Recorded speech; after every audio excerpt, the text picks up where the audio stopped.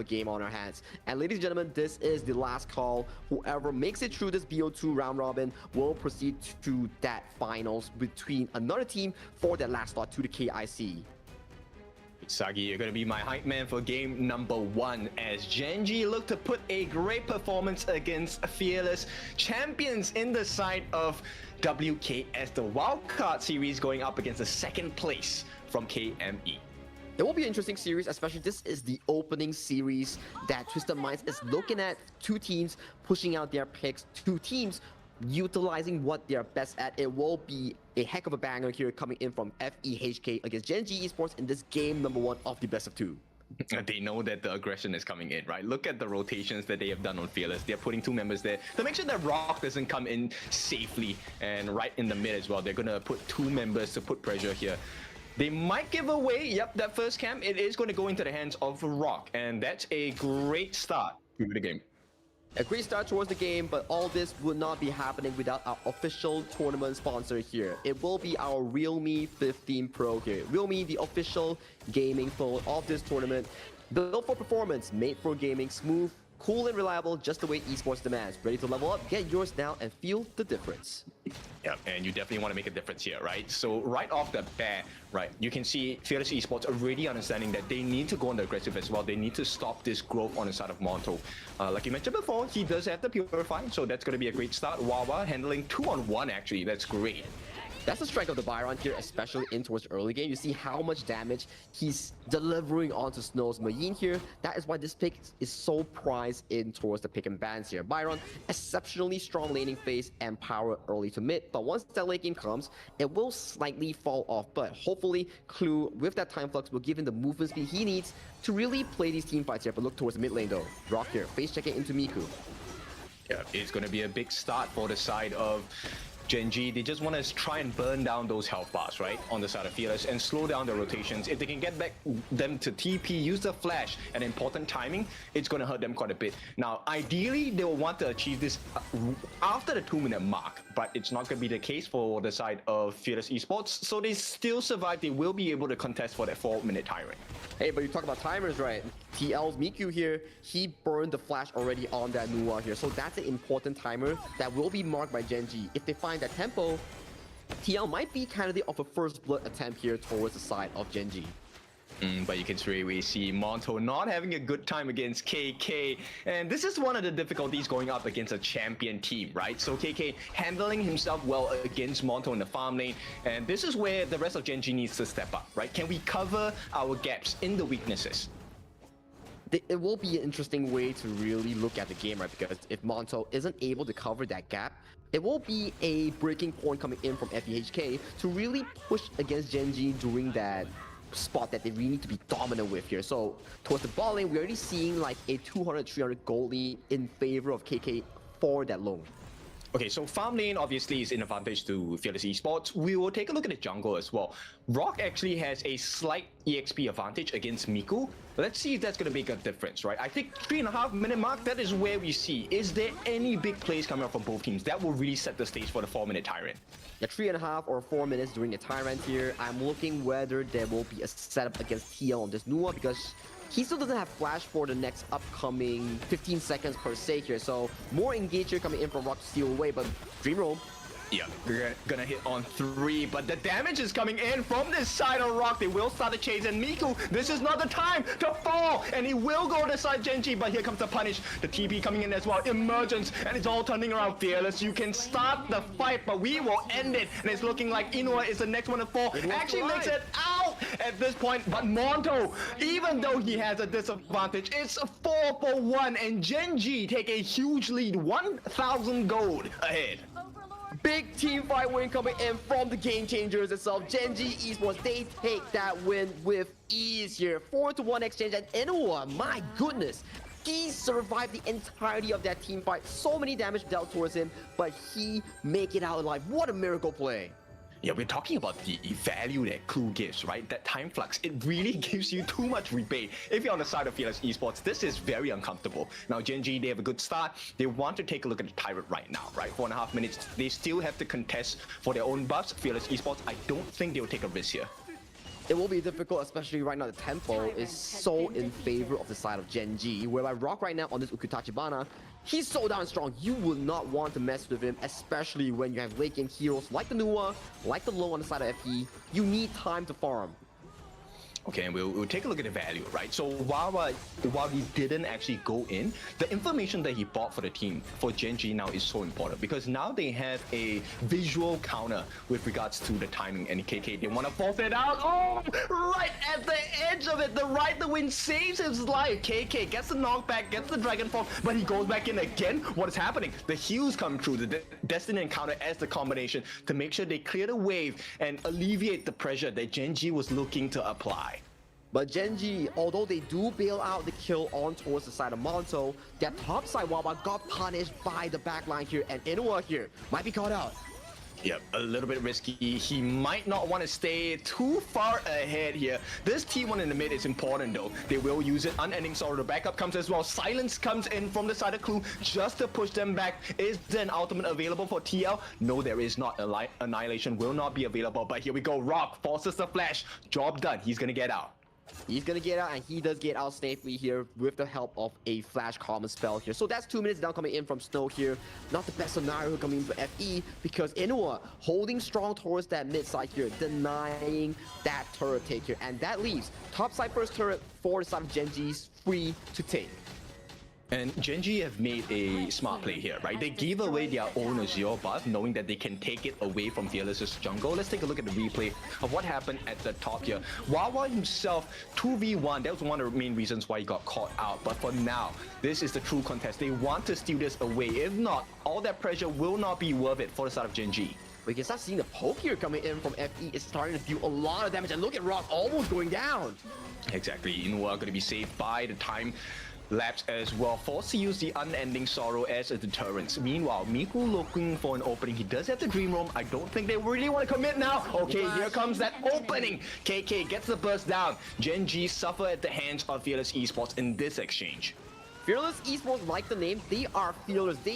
They know, okay, if we play passive, Genji is just gonna eat up our space and take control of our jungle here. But they play towards a very good micro team fight, and look at these pokes here coming in from TL. He's doing so much job forcing the side of Genji to back off in these attempts. You have to take the calculated risk, right? Because you're still 1k behind Genji. So this is right now recovery period for the side of Fearless Esports. And you can take a look at the goal that KK has. He still has a slight lead, already has the Eternity Blade, now has the Master Sword as well. So the burst damage, power spike coming in from the side of Fearless, KK is here. KK is here as we see Miku backing off your TL. No flash already here. Wawa looking for an engager, but a beautiful disengager coming in from FE, backing everybody towards safety here.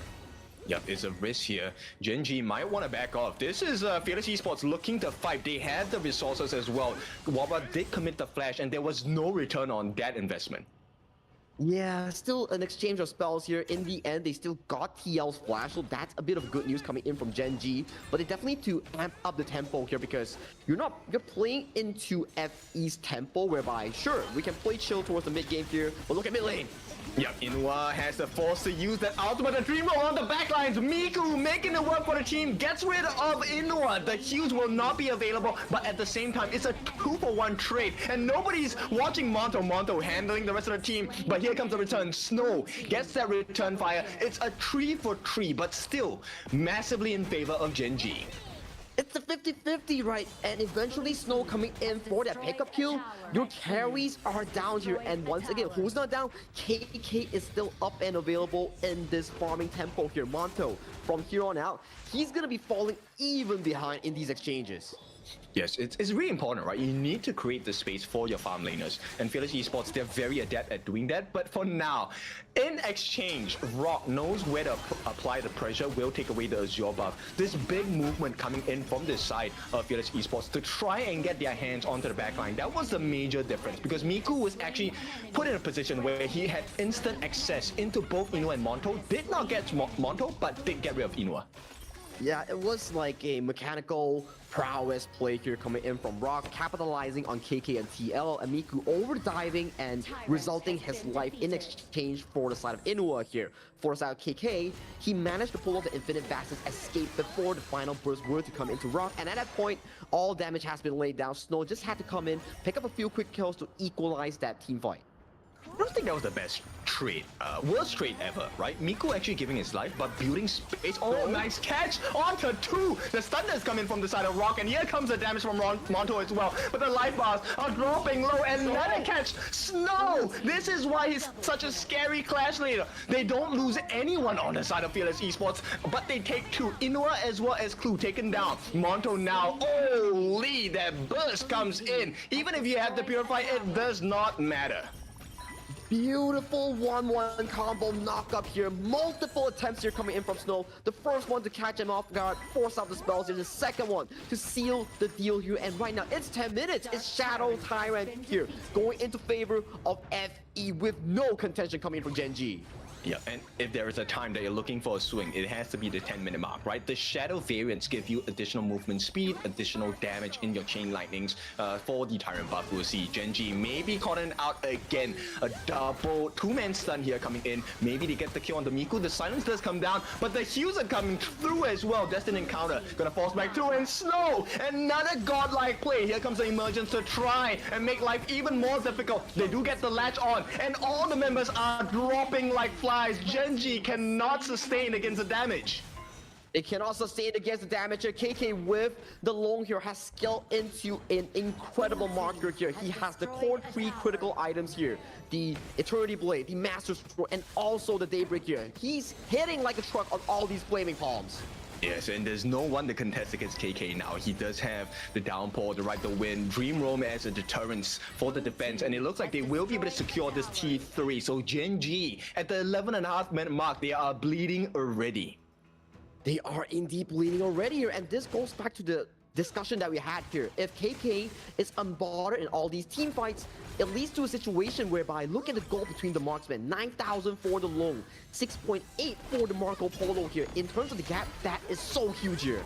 And nice knockup. Snow responsible for the catch, but this time Gen G does have the life bar to work around with. And here comes that creation. The Matrix is going to be let down. And what a big snipe. The Annihilation takes the life of Monto. TL responsible for the save. Gen G now has to be content with the Shadow Overlord. Is it a big win? It is a win, but they wanted more on the side of Gen G. A win is a win here coming in from Gen G in that position to be able to force a team fight win into a Shadow Overlord objective. We take those any days here. That puts them back into an equalized state in this game. Okay, so it buys a lifeline, right? So this decision, where do you want to put this Shadow Overlord? Which lane do you want to clear? It's going to be very important for Gen G, because if they choose wrongly, Fearless Esports has an open door in the top side of the base of Gen G. I think this Shadow Overlord, they will be using it defensively to really buy time for Inua and also Monto to catch up in terms of their gold department here, because all that gold for the side of Gen G is on the hands of Rock on this Ukkyo Tachibana here. So for Gen G, farm and find those late game deciding team fights. That's what they need to do. There's 2 openings available, or 3 maybe, on the side of Gen G, right? You want the multi-man stun coming in from Inua, or you want the flash Stormstrike combination from Wawa. All the stun comes in from the side of Rock, and Annihilation, it destroys the lineup of Gen G. And even with the emergence, just to remind them that, hey, you're playing against Fearless here. That is a late game Nua's damage. No one was there. It was one Annihilation combo here coming in from TL. Immediately evaporating Monto, evaporating the health bars coming in from multiple members of Gen G. This is looking so dangerous for the side of Gen G. Yep, this is a deep dagger into the heart of Gen G here. At the same time, KK already just got the Siege Breaker. We're 15 seconds away from the next Shadow Tyrant. 15 seconds for Shadow Tyrant here, 3 seconds coming in for Monto here. They still can make it towards this river here, but what do they need to really face check this dark river here? Because look at the damage here. That was just one creation block coming in from TL, and that was almost 30% of Inua's health. Yes, and they have gotten their hands onto Wawa. The rotations are coming in. They need to protect this Tyrant butt from going to the hands of Fears. Gen G needs to be really careful. They need the setups, but look at the way that they're rotating. And once again, a Fight Annihilation just destroys the life bars on the side of Gen.G.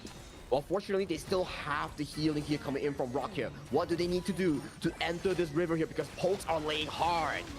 Yep, they need to get the snipe. They will be pushed back. The Dream Roam just as a defensive measure, secured by the side of Fearless Esports. But the damage coming in from Gen.G is not going to be enough. They're trying to hold on. It's not going to be there. Wawa gets caught off. Monto gets caught secondly. And Inua as well as Rock now running for their lives. Fearless Esports have hit their marker. Such a one-sided fight here coming in for the side of FEHK here. They dictate the fight, they take the tire, and they take 3 kills and potentially 4 on towards Clue here. Looking towards the front side here. 4 members here going in strong against the Gen.G base. Is this the final pusher? Because it is only Rock and 15 seconds death timer on all the remaining members. It has to be. I don't think Rock defends this alone. They will start working on him. Miku looking at his prey. Fearless Esports already opening up the door. This could very well be game number 1, and the price is Rock's head as well as the crystal. Game number 1, Fearless Esports. They take it